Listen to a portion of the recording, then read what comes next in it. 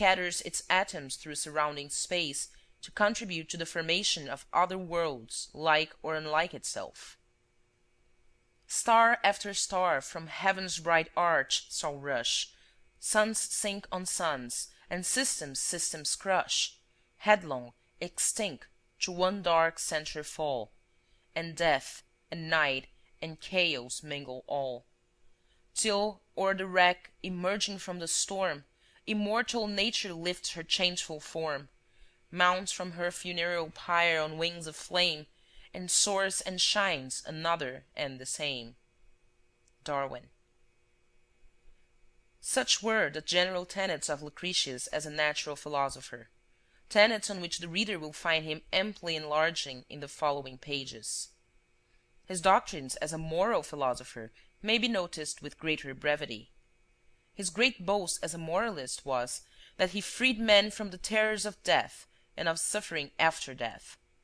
The soul, says he, when it is separated from the body, is dispersed among the matter from which it was collected, and the man ceases to be.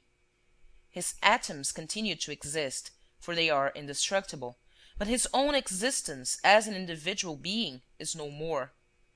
He is separated into his parts, and his consciousness that he ever existed as a whole is at an end.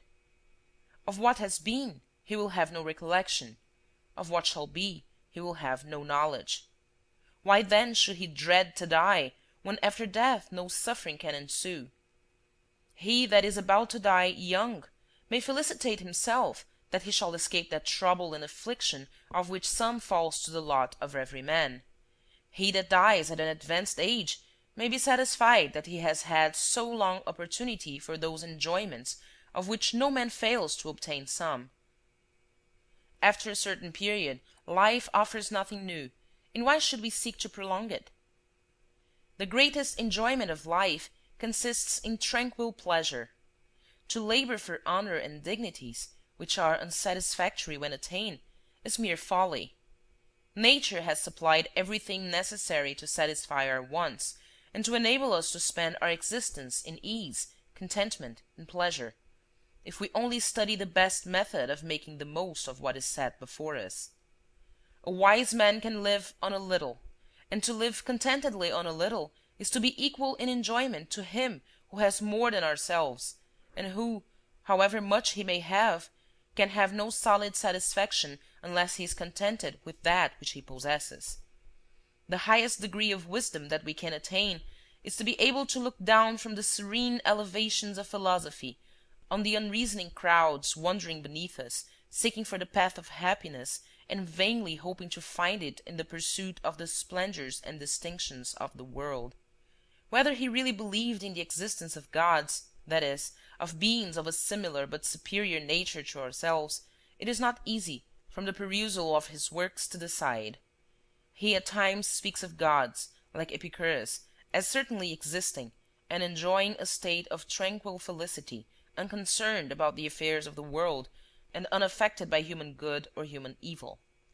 At other times he seems to consider them as mere creatures of the imagination, to which men have attributed, in the operations of nature, those effects of which they cannot discover the causes. The first edition of Lucretius was printed at Bresis by Ferrandus, without date, but, as Wakefield and others think, about the year 1470. It is of all editiones principes the most rare. The second edition appeared at Verona, printed by Friedenperger, in 1486, and the third at Venice, by T. de Ragazzonibus, in 1495. From Venice, too, in 1500, came forth the first edition of Aldus, and 15 years afterwards the second, superintended by Naugerrius, who did more to make his author intelligible than had been done in the former edition. In the meantime, however, 1511, had appeared at Bologna the edition of Baptista Pius, who brought much learning and ability to bear upon his author, and many of whose notes are still worthy of preservation. To have been greatly improved from the revised text of Michael Marullus, which was published from his manuscripts after his death by Petrus Candidus, whose name the edition bears, at Florence in 1512, of which text succeeding editors have overlooked the merits or have been unwilling to do justice to them. But all other editions were thrown into the shade by those of Lambinus, of which the first appeared in 1563, the second in 1565, and the third in 1570. Of all editors and expounders of Lucretius, Lambinus still deserves to stand at the head. He is accused by Wakefield of inconsulta temeritas, injudicious rashness, and intruding his own conjectures into the text, and by Eystad of having had too high an opinion of his own judgment and ability. But though there be some grounds for such accusations, his character as an editor is still of the highest order. He brought to his work a powerful mind, and knowing that Lucretius always intended to write sense, he took upon himself to put sense, perhaps at times too arbitrarily, into verses which had been left meaningless by transcribers. And it is surely no dishonor to him to have shown his contempt for such a man as Gifanius, who, in 1565, printed an edition at Antwerp, and whose annotations have little other claim to notice than that of stacking Lambinus with the meanness with which a low mind always attacks a higher. There were some other editions, but of not much account, between Gifanius's and that of Tanaqui Faber, which was published in 1662, containing notes, brief indeed, but evincing the great learning and acuteness of the editor. To Faber, in 1695, succeeded Creech. His text is Lambinus's with scarcely any variation, and though he never fails to expose a mistake of Lambinus when he finds one in his commentary, he is very ready to profit by all Lambinus's instructions. His Interpretatio, after the manner of the Delphin editions, is of little use, for wherever there is any difficulty of construction, he invariably abbreviates.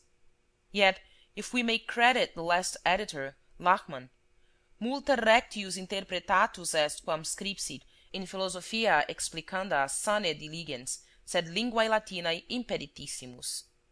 This is too strong, but there are in his notes inelegances and inaccuracies.